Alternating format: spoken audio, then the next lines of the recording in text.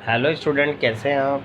Nexus education point में आपका स्वागत है। आज हम बात करने वाले हैं MPSC 008 भारत में राज्य की राजनीति, इग्नू यूनिवर्सिटी। टॉपिक है भारत में क्षेत्रीय विषमता पर निबंध लिखिए। तो बच्चों, ये क्षेत्रीय विषमता या क्षेत्रीय असमानता के आधार पर आपका एक क्वेश्चन आता है एग्जाम में।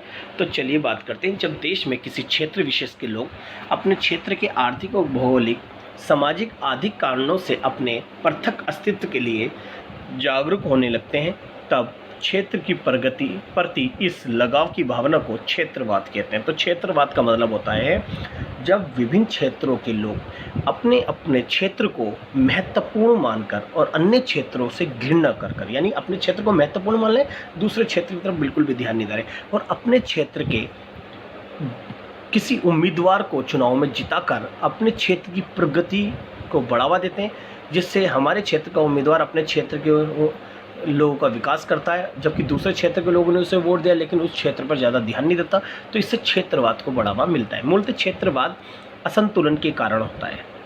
जब किसी क्षेत्र विशेष के लोग विश्वास होने लगता है कि सरकार उनकी अपेक्षा कर रही है, अन्य क्षेत्रों की तुलना में उनके क्षेत्र की विकास की ओर दुर्लक्षित किया जा रहा है, तो अथवा उनके क्षेत्र का आर्थिक सामाजिक विकास करने के स्थान पर उनका शोषण करने के लिए द्वार खोल दिए जाते हैं तथा उनके सामाजिक सांस्कृतिक जीवन को नष्ट किया जाता जा रहा है, तब अपने विशिष्ट क्षेत्र की सुरक्षा को भावना क्षेत्रवाद को जन्म देती है। तो उन्हें लगता है कि अगर हमारे क्षेत्र के लोग, अगर कोई व्यक्ति उम्मीदवार जीता है उससे 4-5 क्षेत्रों से, वो अपने क्षेत्र का विकास कर रहा है और दूसरे क्षेत्र पर बिल्कुल भी वो ध्यान नहीं दे रहा, तो उनको एक भावना पैदा होती है भेदभाव की कि यार देखियो, अपने क्षेत्र पर वो ध्यान दे रहा है, हमारे क्षेत्र पर बिल्कुल भी ध्यान नहीं दे रहा।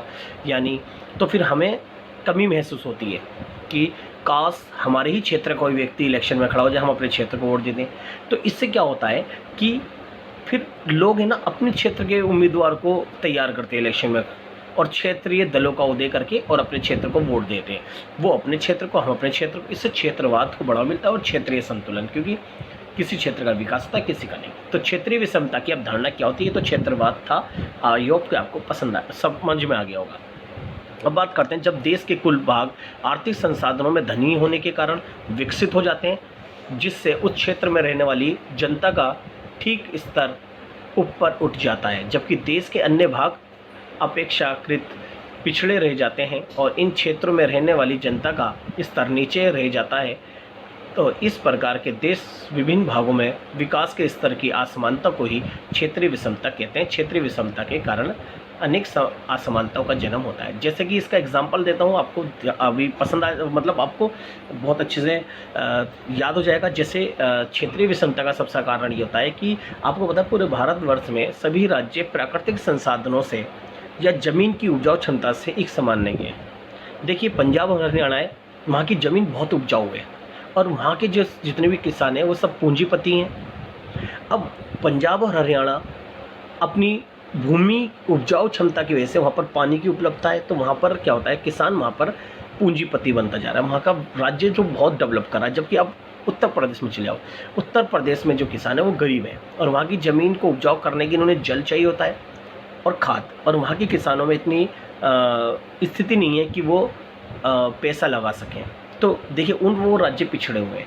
तो इससे होता है क्षेत्रीय असमानता। यानी कुछ राज्य प्राकृतिक संसाधनों से धन नहीं होते। प्राकृतिक संसाधन तात्पर्य जैसे जल, भूमि का उपजाऊ होना, नदियों का बहना, ये प्राकृतिक संसाधन होते हैं जो कि उस राज्य को विकसित करते हैं। तो इससे क्षेत्रीय असमानता को बढ़ावा होता है। क्षेत्रीय विषमता को बढ़ावा देने वाले कारण पहला है क्षेत्रवाद।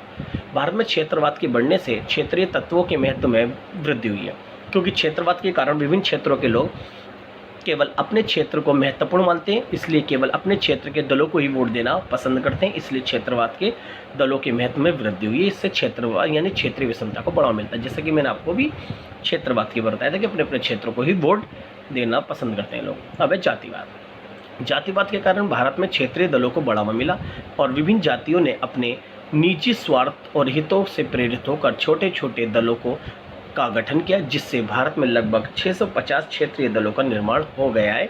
अब जाति के लोग हैं, वो भी एक क्षेत्र से संबंधित है, किसी क्षेत्र में रहते हैं, तो इसलिए क्षेत्रीय लोग और जाति पर आधारित वोट करके वो अपने क्षेत्र को महत्वपूर्ण मानते हैं। फिर क्षेत्रीय असंतुलन तीसरा कारण है क्षेत्रीय विषमता का। तो भारत में क्षेत्रीय असंतुलन के कारण ही क्षेत्रीय दलों को बढ़ावा मिला, विभिन्न राज्यों में क्षेत्रीय संतुलन के कारण छोटे छोटे क्षेत्रीय दलों का निर्माण हो गया, जिससे क्षेत्रीय असमानता बढ़ा। फिर है भाषावाद। जी, भाषावाद के भी लोग किसी क्षेत्र में ही रहते हैं।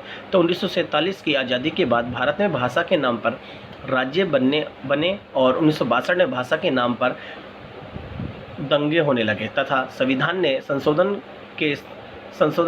करके इनके स्थान पर अंग्रेजी भाषा का प्रयोग अनिश्चित काल तक कर दिया गया और सभी लोगों को अपनी भाषा चुनने का पूरा अधिकार दे दिया गया। और इस भाषावाद से सभी लोग अपने अपने भाषा क्षेत्रों को महत्वपूर्ण देते, जिससे क्षेत्रवाद को बढ़ावा मिला। नेक्स्ट है सांप्रदायिकता। भारत में सांप्रदायिकता का जन्म अंग्रेजों की फूट डालो शासन करो की नीति से हुआ। अंग्रेजों ने अपने आने से पहले मुसलमानों का शोषण किया, यानी शासन मतलब अंग्रेजों से पहले भारत में मुसलमानों का शासन था। जब किसी देश में रहने वाले विभिन्न धर्मों के लोग धर्म के आधार पर एक दूसरे से घृणा करते तो इसे सांप्रदायिकता कहते हैं। इस सांप्रदायिकता ने भी भारत में क्षेत्रीय विषमता को बढ़ावा दिया। नेक्स्ट पॉइंट, देश की विशालता। जी, देश की विशालता भी क्षेत्रीय विषमता को बढ़ावा देने वाला कार्य है। भारत एक विशाल देश है। यहाँ पर अनेक प्रकार की जलवायु और भूमि आदि अलग अलग प्रकार की पाई जाती है और ये मानव जीवन के प्रत्येक पक्ष को प्रभावित करती है। लोगों की आवश्यकताएं भी अलग अलग होती है, इसलिए प्रत्येक राज्य कुछ राज्य धनी और कुछ राज्य धनी नहीं होते। जैसे पहाड़ी क्षेत्र के लोग मैदानी क्षेत्र के और पठारी क्षेत्र के, अगर पहाड़ी क्षेत्रों की बात करें वहाँ पर व्यापार कम होता है, इसलिए वहाँ के लोग कम विकसित हैं, जबकि मैदानी क्षेत्र पर व्यापार और कृषि अधिक होती है, यहाँ के लोग धनी हैं, और जबकि पठारी क्षेत्र पर कृषि कम होती है, वहाँ पर कम धनी है। तो इसलिए देश की विशालता, अलग अलग भौगोलिक स्थिति यानी भू आकृति के कारण भी देश में असमानता को बढ़ावा मिलता है, क्षेत्रीय असमानता को। फिर एक केंद्र से दूरी कि जी, भारत की केंद्र सरकार का मुख्यालय दिल्ली में स्थित है। भारत एक बहुत बड़ा देश है और दिल्ली तक के क्षेत्र में सीमित है, एक क्षेत्र से सीमित है। केंद्र दिल्ली और आसपास के लोगों की समस्याओं को सुलझाने में साथ होते हैं, अतः दूर स्थानीय लोग स्थानीय समस्याओं को केंद्र मानकर क्षेत्रीय विषमताओं का निर्माण करते हैं। नेक्स्ट है राष्ट्रीय दलों की गुटबंदी। क्षेत्रीय संतुलन का निर्माण का मुख्य कारण राष्ट्रीय दलों में गुटबंदी है। राष्ट्रीय दलों में गुटबंदी के कारण अनेक नेताओं ने राष्ट्रीय दलों से अलग होकर क्षेत्रीय संतुलन का निर्माण किया है। जैसे लालू प्रसाद यादव ने जनता दल से अलग होकर राष्ट्रीय जनता दल बनाया और शरद पवार पीएस संमत ने अलग होकर जनवादी कांग्रेस बनाई। तो ये क्षेत्रीय दल की गुटबंदी है, जिसके कारण क्षेत्रीय असमानता को बढ़ावा मिलता है। तो अब हम बात करेंगे क्षेत्रीय विषमता को दूर करने के उपाय। पहला है क्षेत्रीय दलों पर रोक होनी चाहिए। तो अगर क्षेत्रीय असमानता दूर करनी है तो जो छोटे छोटे क्षेत्रीय दल बनना है उस पर रोक होनी चाहिए। अगर ये क्षेत्रीय दलों पर रोक होगी तो ये क्षेत्रीय असमानता को खत्म किया जा सकता है। दूसरा, क्षेत्रों के विकास में कार्य करने चाहिए और प्रत्येक उम्मीदवारों को किसी भी क्षेत्र से घृणा नहीं करनी चाहिए और सभी लोगों को भी एक समान क्षेत्रीय समानता को बढ़ाना चाहिए। क्षेत्र के विकास के कार्य करने चाहिए, जिससे क्षेत्रीय असमानता खत्म होगी। फिर है पिछड़े क्षेत्रों में रोजगार को बढ़ावा देना चाहिए। नेक्स्ट है केंद्र व राज्य सरकारों के पारस्परिक संबंध मधुर बनाए जाने चाहिए, जिसके कारण क्षेत्रीय विषमता को समाप्त किया जा सकता है। आदिवासियों के उत्थान के लिए सक्रिय कदम उठाए जाने चाहिए। शिक्षा को बढ़ावा देना चाहिए और जातिवाद और भाषावाद पर अधिक दलों पर रोक होनी चाहिए। ये हमारे क्षेत्रीय विषमता को दूर करने के उपाय हैं। तो हमने ये क्षेत्रीय विषमता के बारे में बात करी। तो आपको अगर हमारी वीडियो पसंद आई हो तो हमारे चैनल को सब्सक्राइब करें, लाइक कमेंट शेयर करना ना भूलें।